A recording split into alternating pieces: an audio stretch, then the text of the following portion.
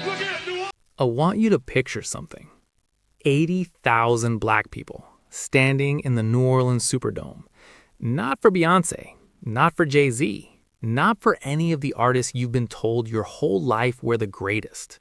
For one man, standing completely still at the microphone, wearing all white. And the moment he opens his mouth, before he sings a single note, 80,000 people already know every word. Now ask yourself, if a man can fill a stadium with that kind of loyalty, a loyalty so deep that 3 generations of the same family are crying in the same row, then why have you never heard his name on mainstream radio? Why has he never won a Grammy? Why did Rolling Stone, the supposed Bible of American music, never once put him on its cover? The answer is not that he wasn't good enough. The answer is something far more sinister and far more familiar. His name is Howard Beverly, but the world knows him, the black world, the world that actually showed up for him, as Frankie Beverly. And what the American music industry did to this man is one of the most calculated acts of racial erasure in the history of popular music.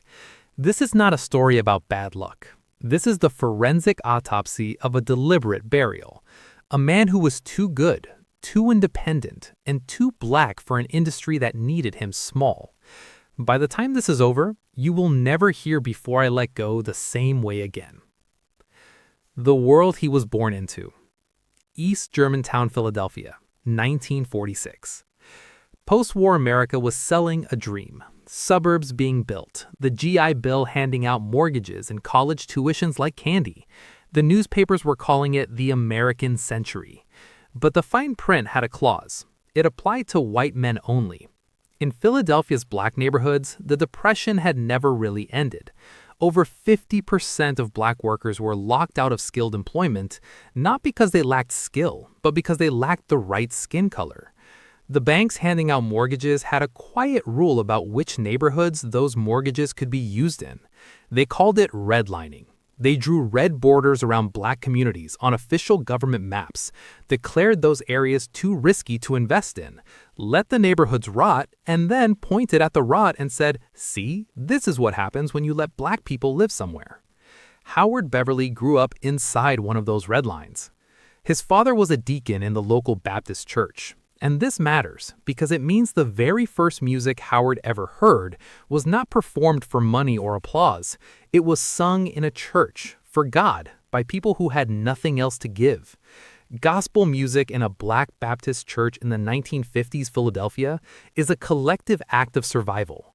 It is a room full of people who have spent the entire week being told they are worth nothing, standing up on Sunday morning and singing, "We are still here. We are more than what you have allowed us to be." Howard Beverly absorbed this frequency before he could articulate what music even was.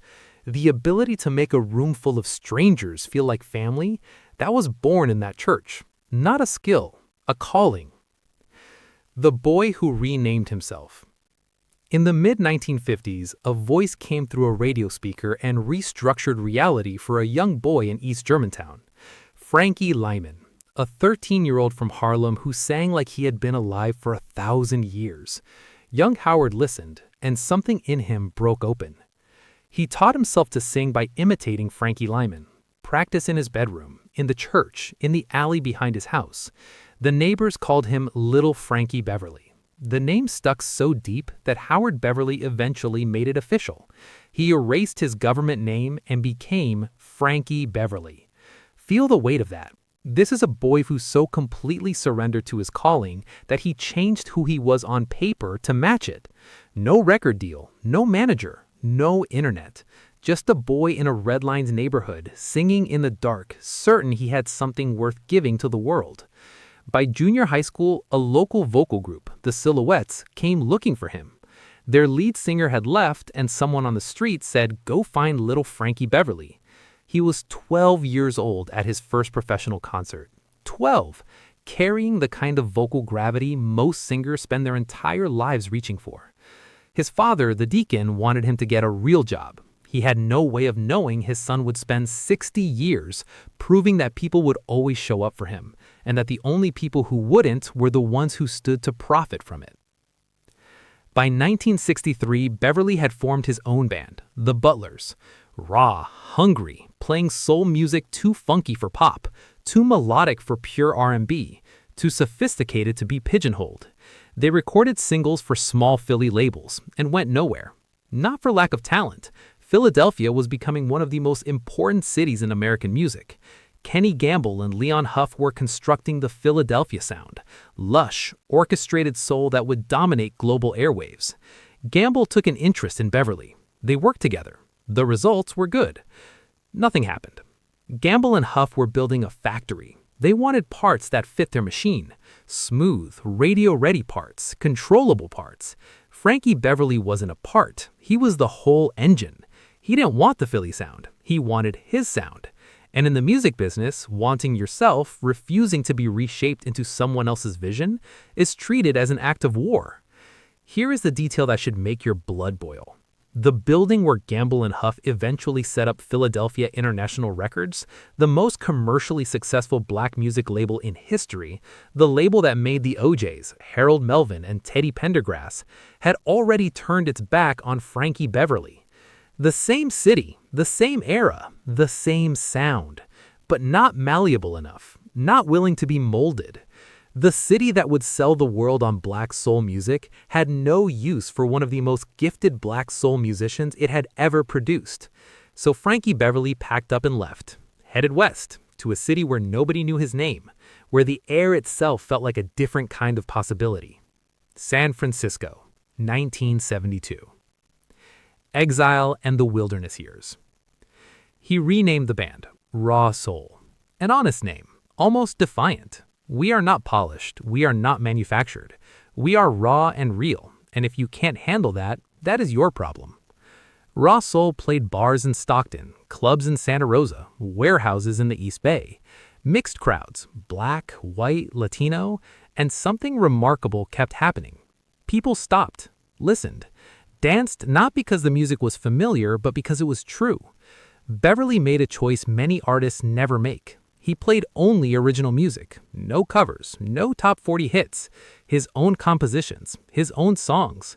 When someone told him he could make more money mixing in covers, he said no. He was not interested in performing other people's dreams. He had his own. Then came the night Marvin Gaye walked into the Prince room. of Motown, the man who had just made What's Going On, watched an unsigned band from Philadelphia play their hearts out in a Bay Area club, and he was transfixed. He took Raw Soul on the road with him as his opening act in 1976, let them rehearse in his personal studio, used the full weight of his name to open doors for them. Now here's the detail nobody puts in the highlight reel. That warm, clinking sound on Marvin Gaye's Gotta Give It Up, the 1977 #1 hit, that is Frankie Beverly, playing a milk bottle because he had shown up to the recording session without his instrument. Gaye handed him the bottle and said, "Get in the groove." Frankie Beverly played on one of the biggest R&B records of the decade. Uncredited, no royalties, his name nowhere on the liner notes.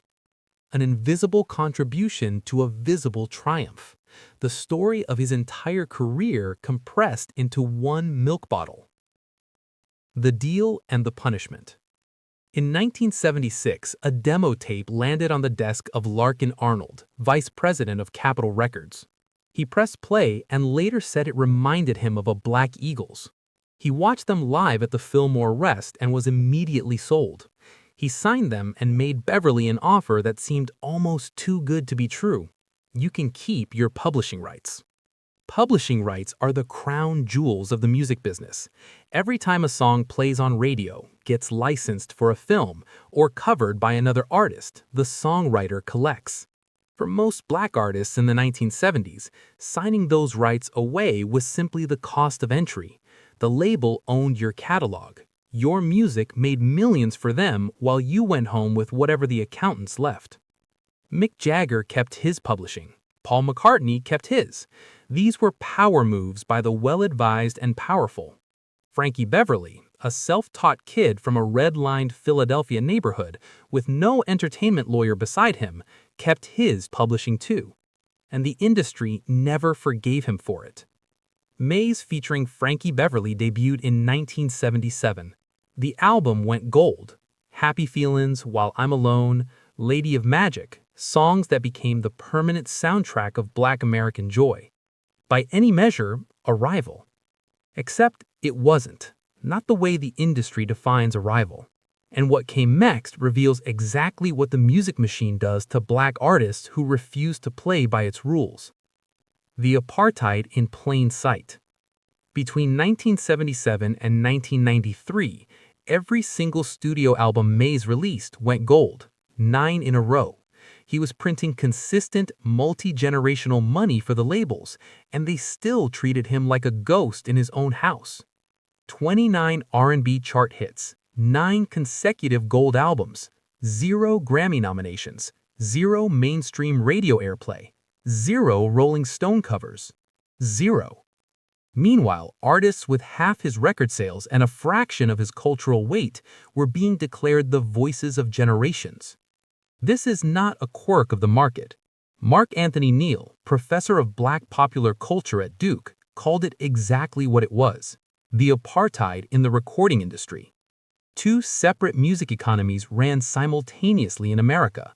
The mainstream economy, Top 40 Radio, MTV, Rolling Stone, the Grammys, overwhelmingly oriented toward white audiences.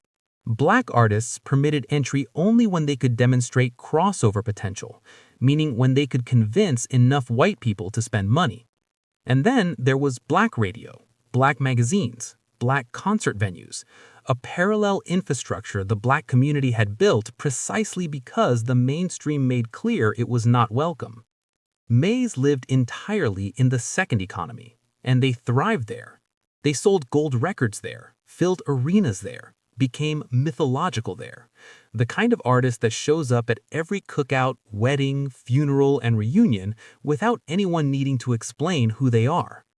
But the mainstream economy, the one that issued the Grammys and magazine covers and historical validation, refused to acknowledge them. And Larkin Arnold, the Capitol executive who signed Beverly and heard the crossover potential himself, later said it plainly.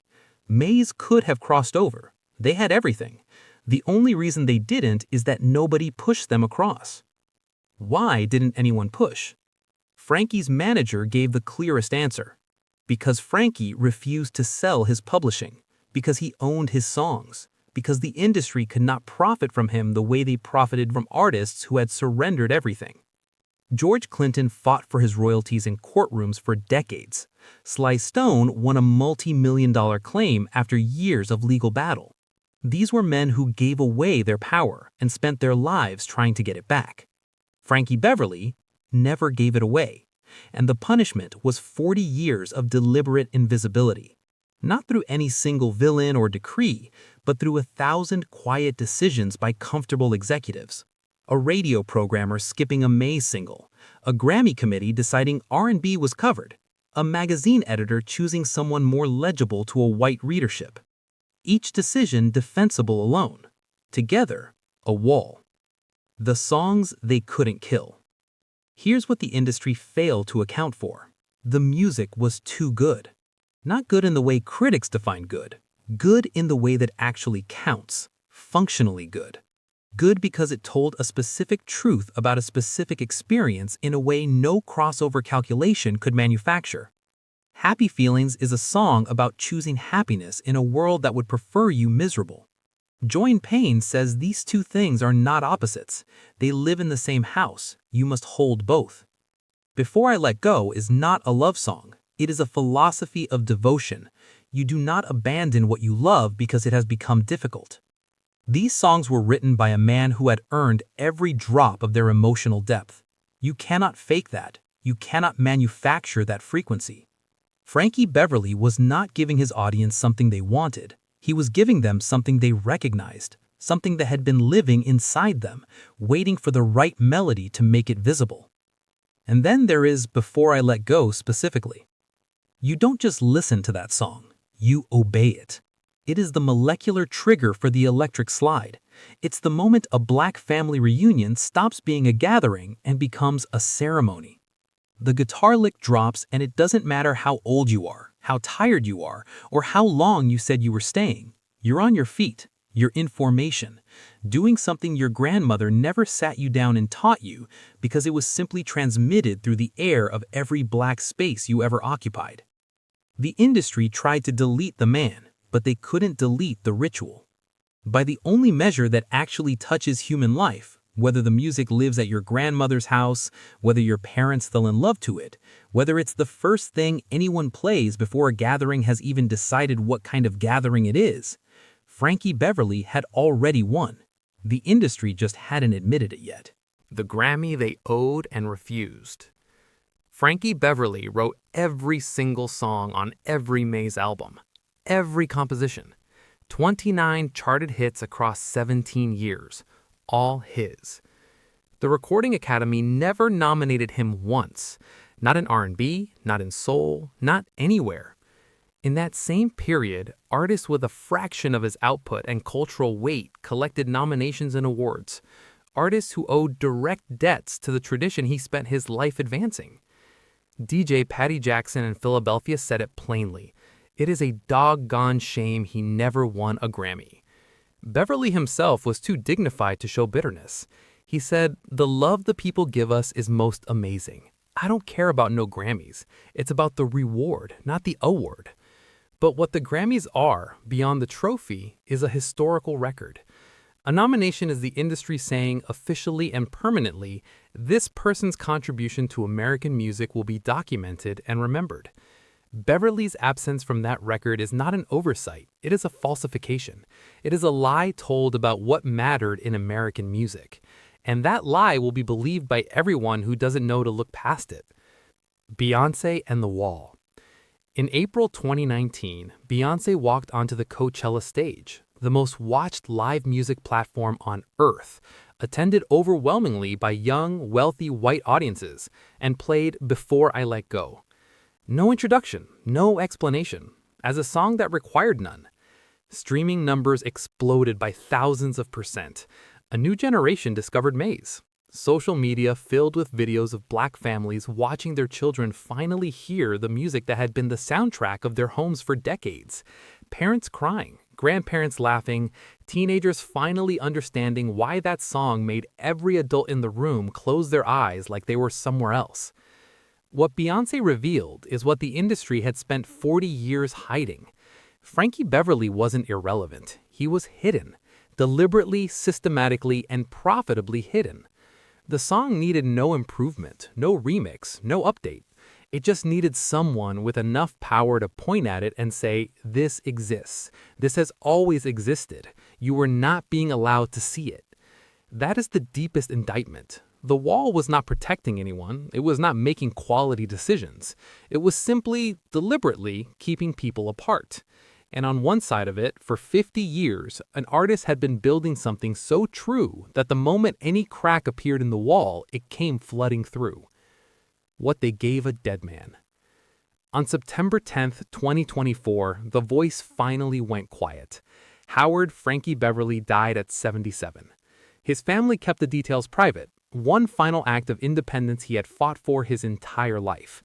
But the grief that followed was anything but quiet. Vigils, happy feelings blasting from car windows, people slow dancing on sidewalks with strangers, united by the same songs, mourning the same loss. The mainstream media ran obituaries, some respectful, most containing the phrase, despite never achieving mainstream crossover success. Even in the obituary, the machine framed the industry's failure as his. And then February 1st, 2025, 5 months after he was buried, the Recording Academy handed over a Grammy Lifetime Achievement Award. After 47 years of gold records, after 29 charted hits, after not a single nomination in his entire living career, 5 months after they put him in the ground. Because a dead legend is easier to manage than a living, independent black man who owns his own masters. A living Frankie Beverly accepting that Grammy on that stage would have been a reckoning. It would have been a man standing at that microphone making the entire institution confront what it had done. Not loudly, not angrily, because that was never his way, but simply by being there, holding the thing they had withheld for half a century. They could not allow that. So they waited, And when he was gone, when it cost them nothing, when the gesture carried zero accountability, they called him great. What they took, what they couldn't. There is a version of this story that ends with, "But he won because the people loved him." And that is true. It matters. It is not nothing. But the industry does not deserve that comfort, because here is what was really taken. Songs that never got the production budget they deserved. Collaborations that never happened because his name had been kept out of the mainstream conversation. Generations of listeners, white, Latino, Asian American, who deserved to be moved by his music and were denied it because of decisions made in boardrooms that had nothing to do with music. He survived. He kept his publishing, his band, his dignity. He built something that outlasted every executive he dismissed him. But he built it in the dark, without the validation or resources the industry hands to artists it decides to celebrate. Entirely on the strength of the music and the loyalty of an audience that had been, like him, undercounted. What if the industry had met his talent with the same resources it gave his white contemporaries? What if Before I Let Go was on every American radio station in 1981? What if Rolling Stone had put him on the cover in 1983? We will never know. And that is the real tragedy. Not his suffering. Frankie Beverly found joy. He said so himself every night he walked onto a stage. The tragedy is the world that was never made. The music never heard by people who needed it. The connection severed by a wall before they could form. Howard Frankie Beverly was born into a red line, rejected by his hometown, exiled to a city where nobody knew his name, handed a contract with a hidden punishment, kept off mainstream radio, out of Grammy categories, and away from magazine covers for the entirety of his active career. He did not break. He did not surrender his songs. He did not change his sound to fit a format that had decided his sound was only for black people. He did not go to the crossroads and sign his soul over to the devil.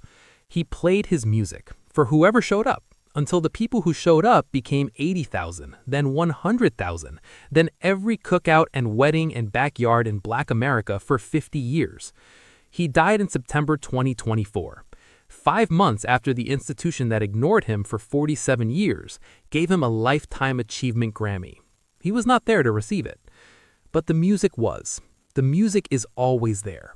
In your grandmother's kitchen, in your parents' wedding video, in the moment at the cookout when somebody puts on Before I Let Go, and without any announcement, without any coordination, everybody knows the words. Your grandmother smiles, your cousin stands up. The whole yard reorganizes itself around the guitar lick the industry spent 40 years trying to keep you from ever hearing. That is not a consolation prize. That is what they were trying to take from you. Remember the man in all white. He didn't need the industry to tell him he was great. He had us. And as long as we keep dancing, the burial they planned will never be finished.